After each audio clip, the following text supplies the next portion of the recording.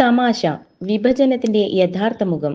എന്റെ കേരളം പ്രദർശന വിപണനമേളയുടെ ഭാഗമായി സ്കൂൾ ഓഫ് ഡ്രാമയിലെ വിദ്യാർത്ഥികൾ അവതരിപ്പിച്ച തമാശ നാടകം ഇന്ത്യ പാകിസ്ഥാൻ വിഭജനത്തിന്റെ പൊള്ളുന്ന യാഥാർത്ഥ്യങ്ങളെ തുറന്നുകാട്ടി.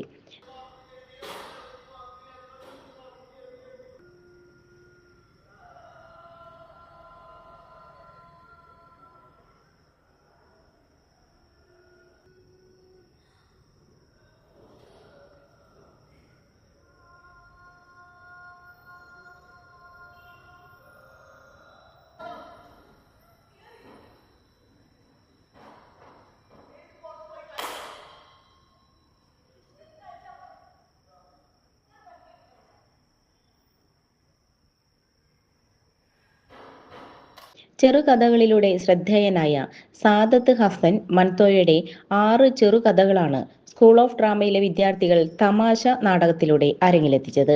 ഇന്ത്യ പാകിസ്ഥാൻ വിഭജനത്തിന്റെ അനന്തരഫലങ്ങൾ തീക്ഷ്ണമായി അവതരിപ്പിക്കുകയായിരുന്നു നാടകം. ചണ്ഡീഗഡ് സ്വദേശിയായ നാടക പ്രവർത്തകൻ നീലം മാൻസിംഗ് ചൗധരി സംവിധാനം ചെയ്ത ആദ്യ മലയാള നാടകമാണ് തമാശ.